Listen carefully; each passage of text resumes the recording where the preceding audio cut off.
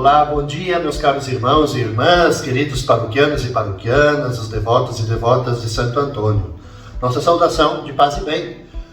Hoje iniciamos mais um itinerário semanal das reflexões do Evangelho no dia a dia, a 19ª semana do Tempo Comum. Antes disso, ainda queremos parabenizar a todos os pais que celebramos ontem. Rezamos por cada pai, rezamos por cada família, porque também iniciamos ontem e vai até o próximo domingo a Semana Nacional da Família, rezando pelo fortalecimento das famílias, que é o berço das vocações. Hoje, meus caros irmãos e irmãs, dia 14 de agosto, nós então vamos rezar, vamos refletir a partir do Evangelho de Mateus, o capítulo 17, versículos de 22 até 27. Quando Jesus e os seus discípulos estavam reunidos na Galileia, ele lhes disse: O Filho do Homem vai ser entregue nas mãos dos homens. Eles o matarão, mas no terceiro dia ele ressuscitará. E os discípulos ficaram muito tristes. Quando chegaram a Cafarnaum, os cobradores do imposto do templo aproximaram-se de Pedro e perguntaram: O vosso mestre não paga o imposto do templo? Pedro respondeu: Sim, paga.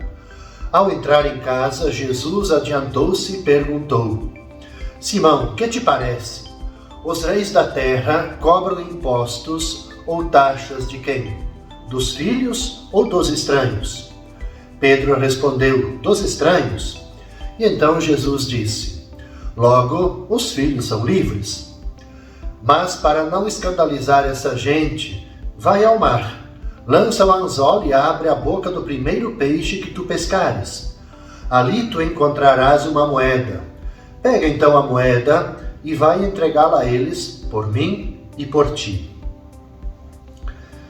Veja, meus caros irmãos e irmãs, obviamente um primeiro aspecto é que Jesus já anuncia toda a sua paixão, morte e ressurreição, que deixa os discípulos entristecidos porque eles também não compreendem.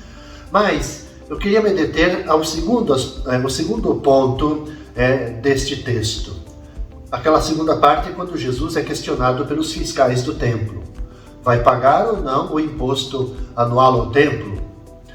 Consta que os sacerdotes e muitos mestres estavam isentos de pagar esse imposto. Os fiscais, no fundo, eles querem saber se Jesus, que é chamado de mestre, está se beneficiando dessa mesma mordomia. O fato de Jesus pagar mostra que ele não apoia uma sociedade injusta em que os grandes têm privilégios à custa dos pobres.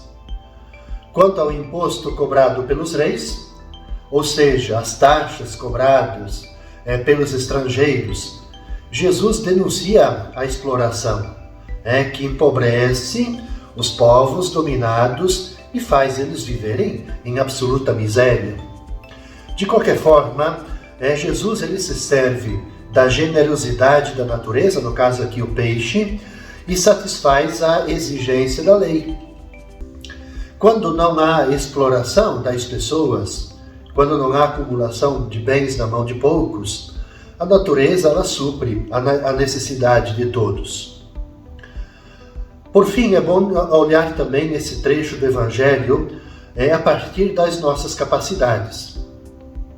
Por que isso? Porque eu digo assim, as capacidades de cada um de nós, elas devem servir não para a gente obter vantagens mais ou menos lícitas, mas devem ajudar aqueles que precisam. Então a defesa dos nossos direitos não pode ser feita à custa de outras pessoas. Penso que em tudo nós devemos de procurar que os outros possam descobrir a bondade e a generosidade de Deus.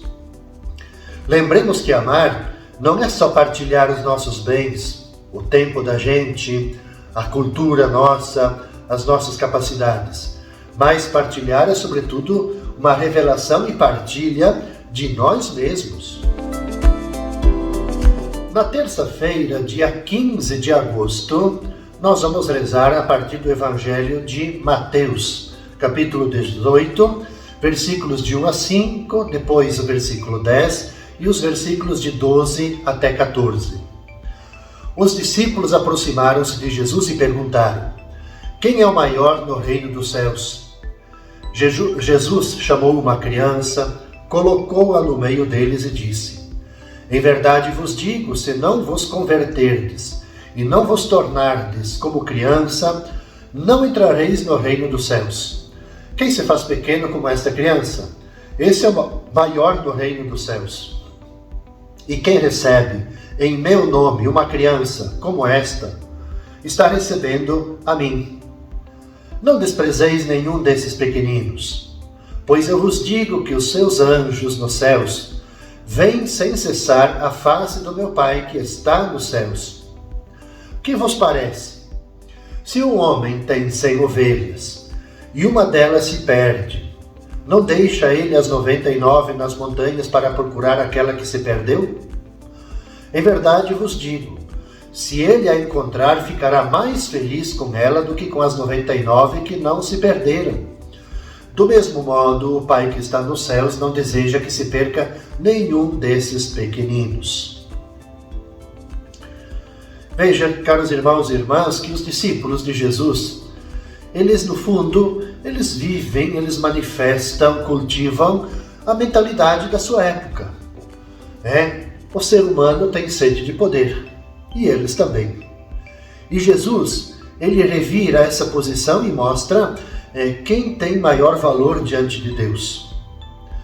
E para mostrar isso, ele aponta uma criança, que é o símbolo dos pobres, dos humildes, dos marginalizados, dos pecadores, enfim, aqueles que são esmagados pela sociedade injusta. Então, esses constituem justamente o centro da atenção de Jesus. Tanto que o seu reino é constituído por pessoas assim. Basta a gente olhar os evangelhos e perceber quem que segue Jesus. Mas eu chamo a atenção, cuidado, porque não aconteça que a comunidade cristã escandalize ou trate mal os que vão dando os primeiros passos na fé. Aqui há um desafio muito grande, como que nós acolhemos as pessoas que querem conhecer a fé cristã. Então, cuidado para a gente não escandalizar e fazê-los desistir. O Pai do céu, em sintonia com a escolha de Jesus, ele tem os olhos voltados para esses pequenos. E no céu vai ter muita festa quando um filho ou filha abandona o mau caminho e de novo ele volta a fazer parte da família de Deus. Aqui há um recado muito importante que eu queria chamar a atenção para nós, para a nossa vida de comunidade. De fato, como que a gente busca, como que a gente vai ao encontro daqueles que estão afastados, como que a gente acolhe, quem chega até as nossas comunidades, como que a gente cria um clima, cria todas as condições para que a pessoa seja bem acolhida e na nossa comunidade elas possam fazer o seu itinerário de crescimento e amadurecimento da nossa fé. É o desafio que o Evangelho nos coloca. E na quarta-feira, meus caros irmãos e irmãs, no dia 16 de agosto, a gente reza, a gente reflete com o Evangelho de Mateus, capítulo 18, versículos de 15 até 20. Disse Jesus aos seus discípulos: se o teu irmão pecar contra ti, vai corrigi-lo, mas em particular, a sós contigo. Se ele te ouvir, tu ganhaste o teu irmão. Se ele não te ouvir, toma contigo mais uma ou duas pessoas, para que toda a questão seja decidida sob a palavra de 2 ou 3 testemunhas. Se ele não vos der ouvidos, dize-o à igreja. Se nem mesmo a igreja ele ouvir, seja tratado como se fosse um pagão ou um pecador público. Em verdade vos digo, tudo o que ligardes na terra será ligado no céu, e tudo o que desligardes na terra será desligado no céu. De novo eu vos digo, se 2 de vós estiverem de acordo na terra sobre qualquer coisa que quiserem pedir, isso vos será concedido por meu Pai que está nos céus. Pois onde 2 ou 3 estiverem reunidos em meu nome, eu estou ali no meio deles. Percebamos, meus caros irmãos, no Evangelho dessa quarta-feira, que Jesus, ele continua a tratar das relações dos discípulos como os irmãos, das relações entre eles, mas entre os irmãos, ou seja, os pequenos, os colaboradores. E a questão central colocada no Evangelho é: como deve a comunidade cristã comportar-se perante o pecado e o escândalo, mas também perante o pecador? A comunidade cristã, ela nunca vai ser perfeita. A gente procura ser perfeito, mas a gente tem as nossas fragilidades. Então, a comunidade cristã não é perfeita. Então, que atitude você deve tomar quando alguém peca? Fazer de conta que nada aconteceu? Jesus propõe algo que eu chamo assim que é bonito, mas ao mesmo tempo é desafiador para nós, que é a correção fraterna. Os vários passos sugeridos no trecho de corrigir o irmão que pecou mostram exatamente que é necessário a gente tratar com respeito a pessoa em causa e com bons modos, nós sermos capazes de levá-la a arrepender-se e a emendar-se. Não se trata de já querer condenar, mas a gente fazer todo o esforço, usar todos os nossos instrumentos, chamar pessoas para ajudarem, chamar a comunidade para ajudar. Quer dizer, para a gente ajudar a pessoa a retomar o seu caminho, a sua vida. É uma nobre atitude. Penso que também é um alerta para todos nós, que com muita facilidade a gente julga, com muita facilidade a gente condena.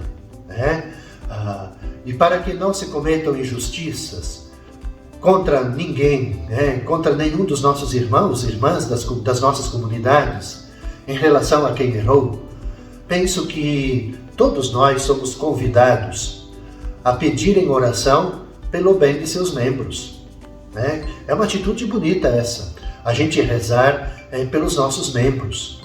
E se houver unidade, o Evangelho diz isso, se tem unidade entre os membros, se tiver acordo sobre o que pedir, Jesus termina o Evangelho dizendo isso, Deus vai atender o pedido da comunidade. Então, se a comunidade ela se une para rezar pelo bem dos seus membros, Deus vai atender, não resta dúvida. Por quê? Porque Cristo é o único caminho que leva ao Pai. E Ele, obviamente, Ele está presente onde duas ou mais pessoas se encontram reunidas e unidas em seu nome. Com essa reflexão, meus caros irmãos e irmãs, a gente conclui o itinerário desta primeira parte da 19ª semana do Tempo Comum. A gente se encontra novamente na quinta-feira de manhã, nesse mesmo horário, levando então as mensagens da quinta, da sexta e do sábado. Eu desejo a cada um de vocês, caros irmãos e irmãs, toda a paz, todo o bem, e que Santo Antônio cuide e interceda por você e suas famílias.